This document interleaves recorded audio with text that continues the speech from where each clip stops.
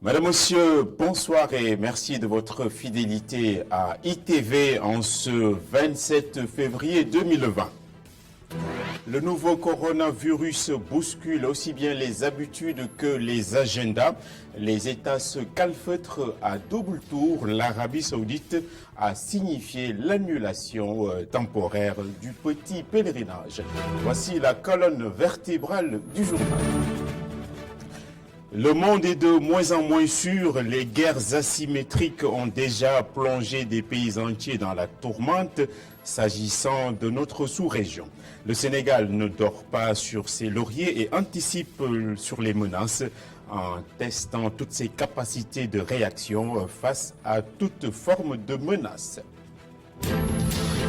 L'assiette fiscale au Sénégal est encore très faible. Les contribuables ne se hâtent point pour déclarer le revenu. Conséquence, seule une centaine d'entreprises seraient tout à fait en règle avec le fisc. Mais le plus grand défi reste l'ampleur de notre secteur informel qui demeure un casse-tête chinois et qui ne participe pas à renflouer les caisses de l'État. Le comité de suivi du coronavirus enchaîne réunion sur réunion. Au vu du déchaînement de l'épidémie dans le monde, le ministre de la Santé et de la Prévention a laissé entendre que le Sénégal reste parfaitement sur ses gardes. Il a aussi donné des nouvelles rassurantes des étudiants sénégalais établis à Wuhan, l'épicentre du coronavirus.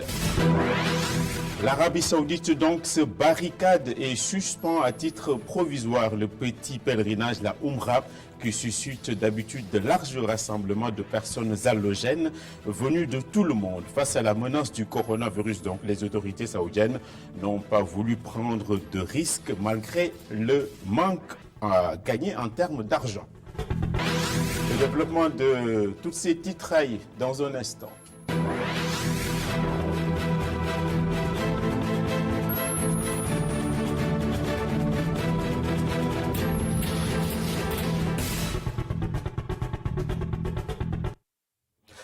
En deux mots, d'abord un accident spectaculaire s'est produit en mi-journée sur le boulevard du Général de Gaulle. On va voir les images aux allées donc du Centenaire à hauteur de la gendarmerie nationale. Le choc a impliqué un camion de la gendarmerie, 3 taxis et un véhicule de tourisme. Il s'agit donc d'un carambolage qui a débouché sur plusieurs blessés graves. Il a fallu une grue de la gendarmerie pour enlever les véhicules et débloquer les voies de circulation. On le voit, le camion était complètement couché et les taxis ont été totalement broyés. Un exercice de simulation d'attaque terroriste, Dieu nous en préserve, s'est déroulé au Grand Théâtre de Dakar aujourd'hui. La mise en scène a été organisée par le cadre d'intervention et de coordination interministérielle, le SICO donc. Elle a permis aux forces de défense et de sécurité de tester toutes leurs capacités grandeur nature face à toute forme de menace. Le ministre de l'Intérieur a salué le professionnalisme qu'il a sous-tendu. Donc, reportage de Cherat Sanafal et Seleman Diallo. Brigade d'intervention polyvalente, GIGN, force spéciale, police scientifique. Au total, plus de 500 éléments en provenance des différents corps des forces de l'ordre ont été réquisitionnés pour les besoins de la simulation d'une attaque terroriste au Grand Théâtre national. L'exercice a montré l'excellente coordination entre les différents corps de défense, prêts à la mettre en pratique au besoin. Ce qui est toujours difficile dans ce genre d'exercice, c'est la coordination.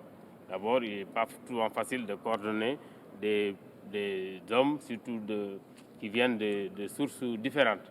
Mais je pense que, comme j'ai dit tout à l'heure, l'exercice d'aujourd'hui a montré qu'il y a eu beaucoup d'améliorations dans la coordination de ces unités. Une menace terroriste qui se rapproche de plus en plus de nos frontières. Mais selon le ministre de l'Intérieur, le Sénégal est paré pour repousser ces éventuels assaillants. J'ai vu comment les choses ont évolué. Le président a mis en place beaucoup de moyens Parce que les moyens, c'est les moyens donnés à l'armée, c'est les moyens donnés à la police, c'est les moyens donnés à la gendarmerie pour pouvoir faire face en cas de survenance d'attaque. La menace, j'ai l'habitude de le dire, elle est partout. Elle est partout, mais on se prépare. Cette simulation, qui a duré plus de 4 tours d'horloge, a permis au cadre d'intervention et de coordination des opérations de lutte antiterroriste de montrer son efficacité face à toutes sortes de menaces. Le principe de précaution, c'est aussi le principe de responsabilité. Le Sénégal ne baisse pas la garde face au péril du coronavirus, le Covid-19. La vigilance devra davantage s'accroître avec les grandes dates religieuses qui se profilent donc à l'horizon. Le ministre de la Santé et de la Prévention du Sénégal a donné les nouvelles dans la foulée concernant nos 13 compatriotes établis en Chine. Mam Abdougueye Kassé revient sur les détails de cette réunion. Le Sénégal est prêt à faire face au nouveau coronavirus qui ne cesse de pénétrer les frontières, même si le nombre de cas baisse de jour en jour en Chine. L'augmentation du nombre de cas baisse, mais il y a lieu de noter que le nombre de pays touchés est devenu plus important, 48 pays. Et la maladie, effectivement, donc, est plus inquiétante en dehors de la Chine parce qu'il y a d'autres pays, comme l'Italie, qui sont aujourd'hui touchés. C'est pourquoi nous, au niveau national, nous devons redoubler d'efforts et être plus vigilants. Au niveau de la détection comme au niveau de la prise en charge au cas où, effectivement, au Sénégal, il se révélait une situation inquiétante, l'ensemble de ce dispositif-là est au point. Les 13 étudiants sénégalais confinés à Wuhan se portent très bien. Ils ont d'ailleurs repris les cours.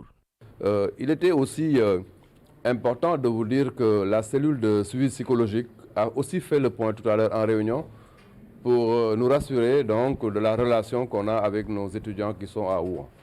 D'ailleurs, les cours sont repris à ce niveau en ligne et il y a lieu quand même de féliciter cette cellule qui a fait un bon travail dans la relation avec nos compatriotes au niveau de Wuhan. Les cérémonies religieuses qui se profilent seront loin d'être négligées par les autorités sanitaires. La vigilance doit donc être de mise. Il se prépare chez nous un certain nombre d'événements religieux. Je demande à tous les acteurs d'être extrêmement vigilants, mais je lance un appel aussi aux pèlerins et aux Sénégalais de manière générale. Nous allons d'ailleurs nous-mêmes nous déplacer dans ces foyers religieux pour véritablement donc échanger avec les guides religieux et leur demander certainement de lancer effectivement aussi un appel pour que les fidèles aient le bon comportement, le comportement de combat contre le coronavirus. Le ministre de la Santé et de l'Action sociale estime que les pays africains doivent conjuguer leurs efforts pour mieux lutter contre le coronavirus qui touche actuellement l'Égypte et l'Algérie.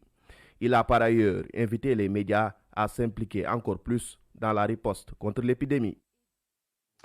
L'anticipation, la prévention et l'inclusion, ce sont des notions qui sont présentement à l'amont d'un nouveau concept de prise en charge médicale à domicile, a été aussi lancé dans la banlieue dakaroise par les éclaireuses et les éclaireurs du Sénégal.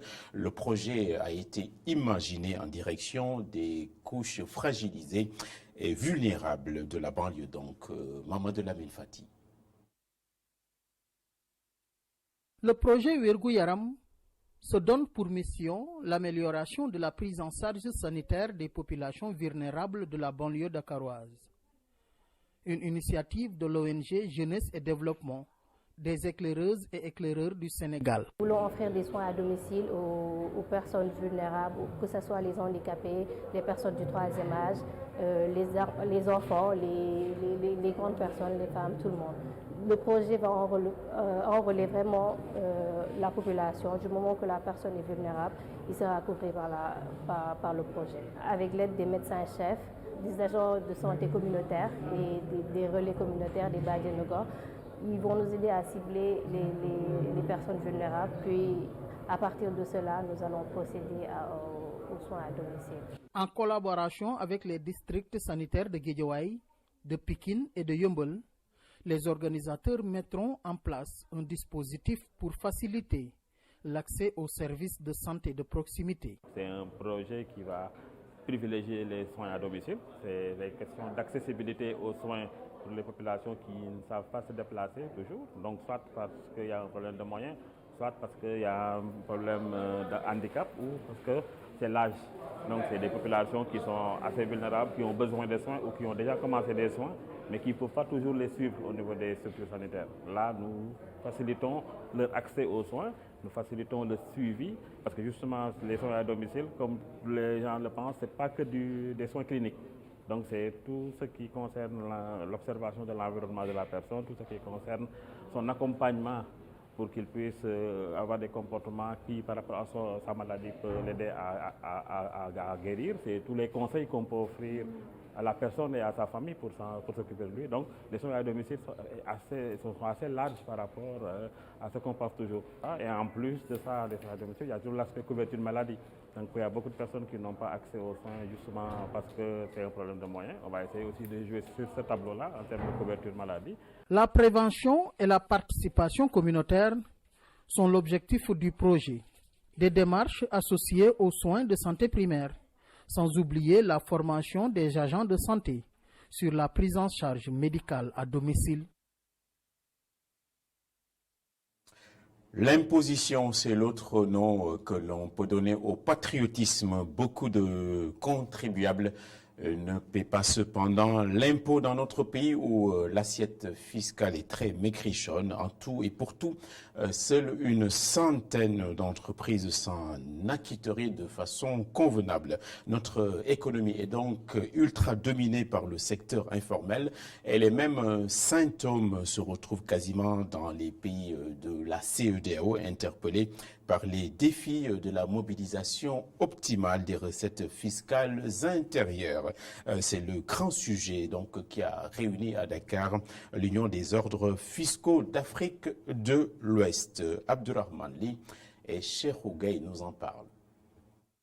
La mobilisation des recettes fiscales est un impératif, voire une urgence économique dans beaucoup de pays africains. C'est ce qui explique d'ailleurs la participation de leurs représentants à la 6e conférence internationale annuelle fiscale dans un pays tel que le Sénégal, où l'essentiel des activités économiques et informelles, le recouvrement des impôts pose en effet problème. L'administration fiscale interpellée sur la question, le directeur général des impôts et domaines interpelle à son tour les fiscalistes.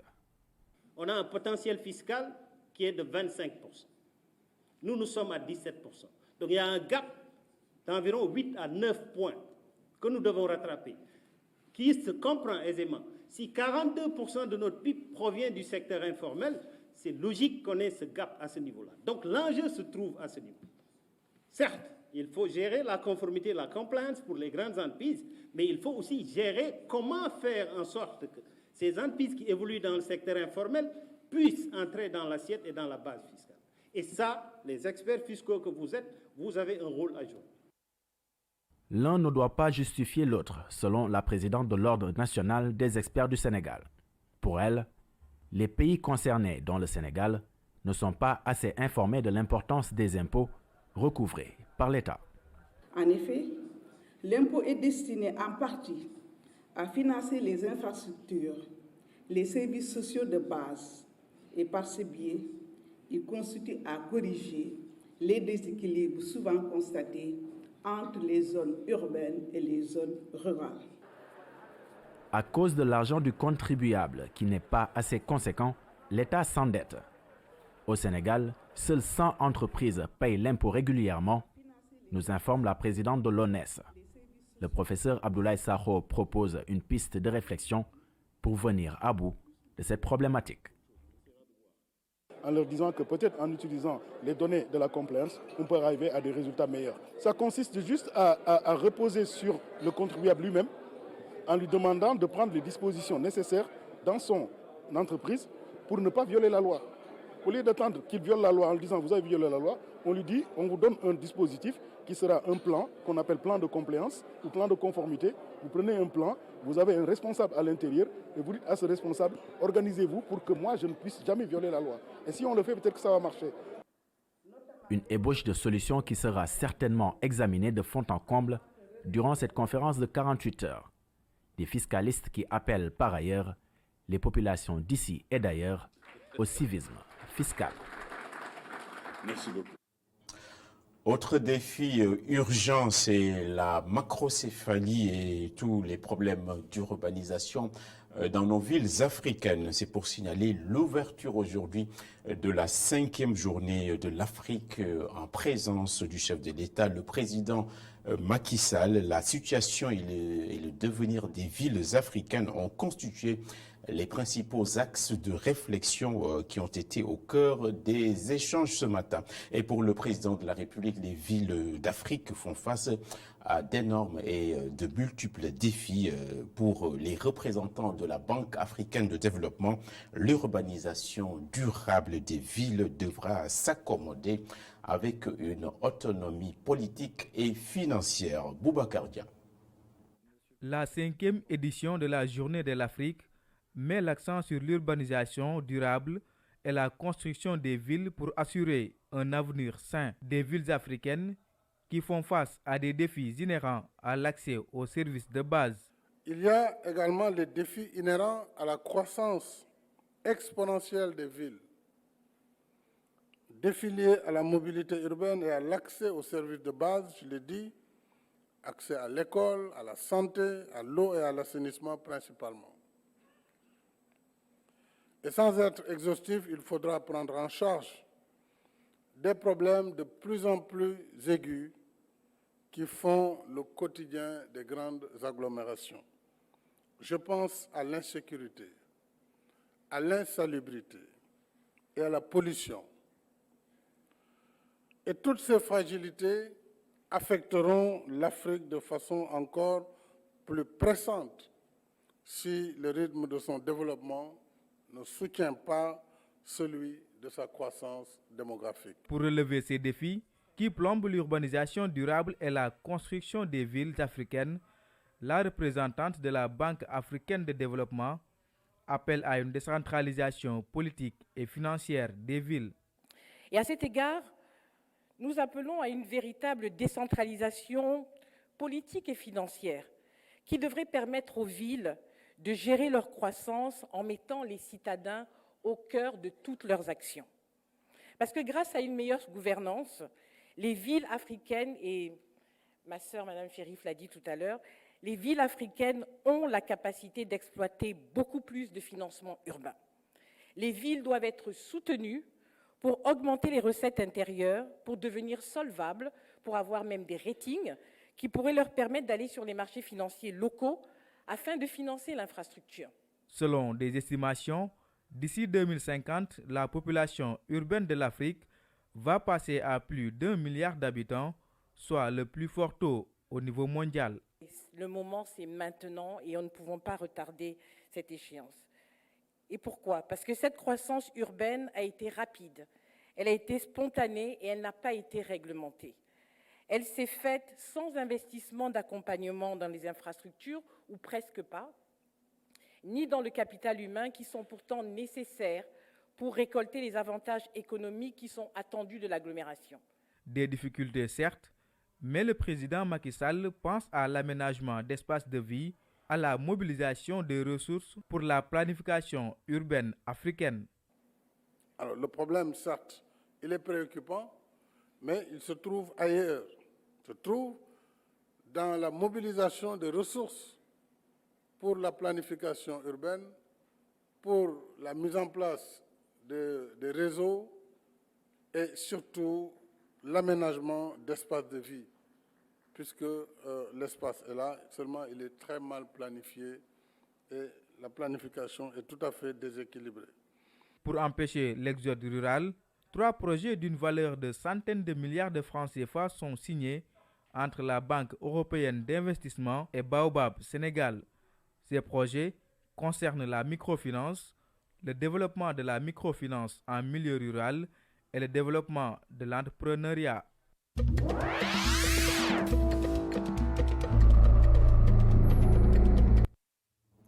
Les informations du village planétaire en Guinée-Bissau, le candidat proclamé vainqueur de l'élection présidentielle a été investi ce jeudi en petit comité sans grand tambour ni raout médiatique, compte tenu du contexte de tension et de contestation. La cérémonie d'investiture a été adoubée par une partie du Parlement. Umaro Sissoko Embalo avait annoncé lui-même via les réseaux sociaux qu'il prendrait les rênes ce jeudi vers 11h dans la salle de réunion d'un hôtel. La crise post-électorale donc en Guinée-Bissau peut déboucher sur tout. Le Covid-19, le nouveau coronavirus, s'est infusé dans une quarantaine de pays et les dernières décisions laissent voir que les États sont en train de se calfeutrer. C'est le cas de l'Arabie Saoudite qui a interdit l'entrée sur son territoire des pèlerins étrangers. Il s'agit officiellement d'une suspension temporaire dans le but de prévenir l'arrivée de l'épidémie Covid-19 sur son territoire.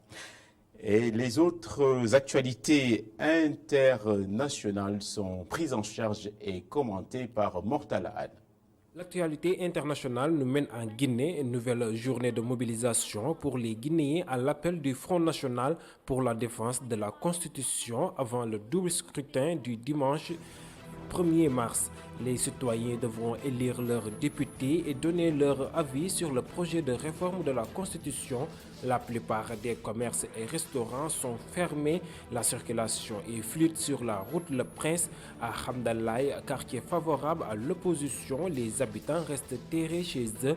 Société civile et opposition protestent ce jeudi contre un éventuel troisième mandat du président Alpha Condé.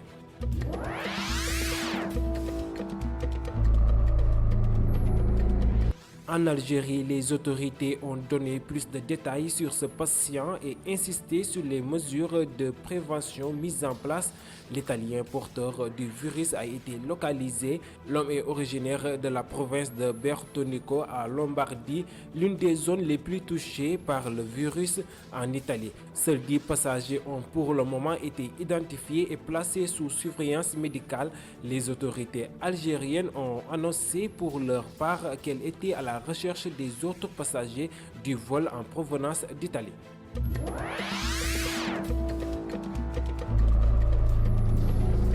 Et puis en Europe, avec les négociations post-Brexit, Londres et Bruxelles d'accord sur rien.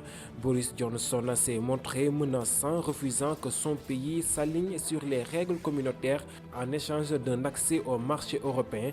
Les négociations formelles doivent s'ouvrir lundi. Malgré la difficulté de la tâche, Britanniques et Européens ont 10 mois pour s'entendre sur leurs nouvelles relations.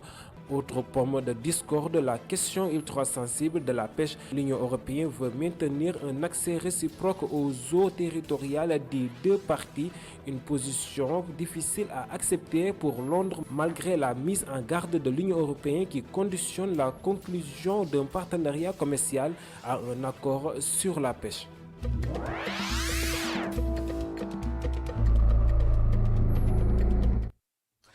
En tant qu'homme, rien d'humain ne m'est étranger, dit le proverbe latin. Qu'est-ce que l'humain? C'est autour de ce thème que des professeurs et autres formateurs ont axé la réflexion et ces débats ont été animés avec le même brio qu'on lui connaît par Souleymane Bachir Diagne. Les débats ont été organisés à Rufisque, autrefois ville économique et culturelle. Adamassar et Mafalfal. C'est avec l'hymne national du Sénégal que cette conférence a débuté. L'intitulé de la réflexion, qu'est-ce que l'humain?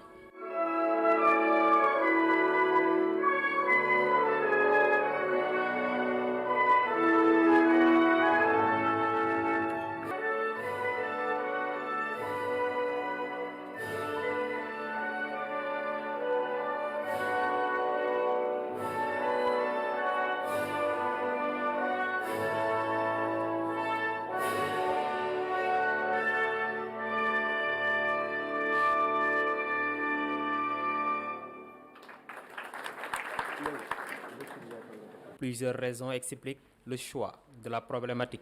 Pourquoi? Parce que vous l'avez dit, la vie de notre société pose la question même de l'homme en rapport avec les actes de violence qui ont été dénoncés, relayés au niveau de la presse. Donc le choix que nous avons porté sur ce thème est justifié par ça, mais également la personne de notre choix qui a été celle du professeur Souleymane Bachir Diagne, un professeur émérite qui fait un travail extraordinaire dans le sens de la revalorisation de ce que nous sommes africains, mais également dans le sens de cette tradition héritée des Senghor, maintenant de montrer ce que nous pouvons apporter à l'édification d'une société universelle. Dans le cadre stratégique de développement du CRFPE de Dakar, nous ambitionnons évidemment d'aller vers un creuset de formation d'excellence au niveau du CRFPE.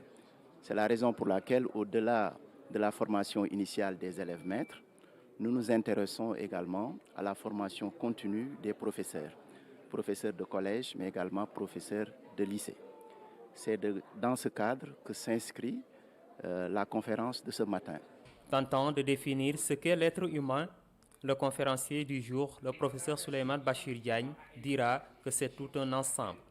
Et le thème qui nous a réunis, c'était un thème également très important, une réflexion, la réflexion philosophique par excellence, parce que poser la question de savoir ce que c'est que l'humain, c'est véritablement la question philosophique par excellence, puisque au fond, la finalité de la philosophie, c'est de permettre à l'humain de réfléchir à ce qu'il est, à son propre être.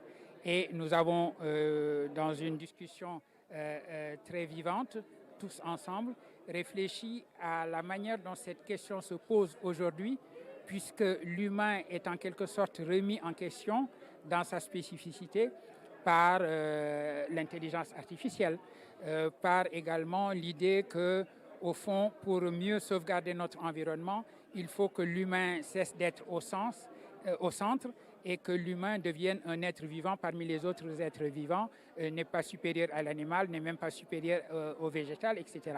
Signalons que l'amphithéâtre du Centre régional de formation du personnel de l'éducation CRFPE a été trop petit pour accueillir cette assistance venue écouter religieusement leurs professeurs.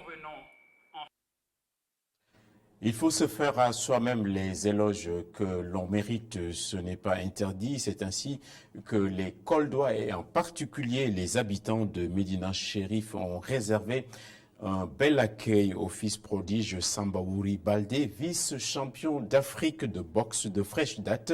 Il s'est illustré notamment dans une discipline assez méconnue des Koldois. Le vice-champion n'en laisse pas moins éclater une forme d'amertume née d'un manque de considération selon lui. Seydou Diatta nous en parle. La discipline est peu connue de la majorité des Koldois, mais sa communauté d'origine a tout de même tenu à célébrer sa performance après son titre de vice-champion d'Afrique dans la boxe chinoise. Parmi les Koldois, aux côtés du représentant de la région et du Sénégal, avant, pendant et même après la compétition, figure le professeur Sanoussi Diakité, ancien directeur de l'Office national de la formation professionnelle. Il nous a ramené un trophée qui honore notre Kolda et qui a amené le nom de Kolda hors des frontières. Regardez tout ce monde qui s'est mobilisé aujourd'hui pour venir juste célébrer notre champion. Le champion de Kolda et du Sénégalais et de l'Afrique en boxe chinoise. Le jeune Sambaouri a montré que seul le travail paye. Nous sommes vraiment fiers de lui. C'est donc avec tous les honneurs que le natif de 6 km Médina Chérif, Sambaouri Baldé, âgé seulement de 26 ans, a été accueilli par les siens. Galvanisé par la médaille et ses proches, le jeune champion vise à présent le toit de l'Afrique et du monde. Mais en attendant, l'assistance a eu droit à une séance de démonstration.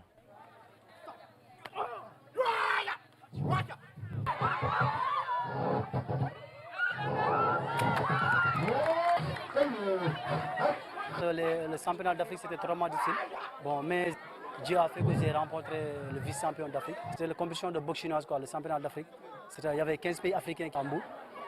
Je félicite les gens qui m'avaient soutenu. J'ai l'amour. C'est pour ça que j'ai croisé de faire continuer l'espoir. Jusqu'à présent, je poursuis. Je veux aussi des soutenir pour être un champion du monde. La région ne manque pas de talent, toutes disciplines confondues. Malheureusement, le soutien et l'accompagnement font souvent défaut. Parce que nous, on finance les footballeurs.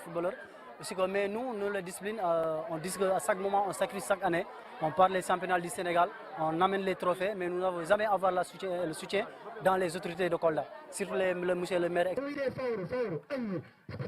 Le sport est une compétence transférée, certes, mais à Kolda, force est d'admettre qu'à part le football, les autres disciplines sont souvent traitées en parents pauvres. Merci Seydou, c'est le moment de prendre congé. Le journal est terminé, la météo dans un petit moment, les inspirations du professeur philosophe qu'on a vu tout à l'heure à Rufisque faire de l'esprit vont venir également.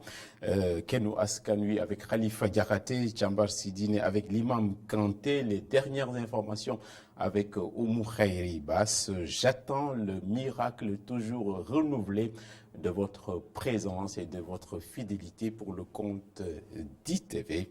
En citant donc Albert Camus. Bonsoir et à bientôt. Au revoir.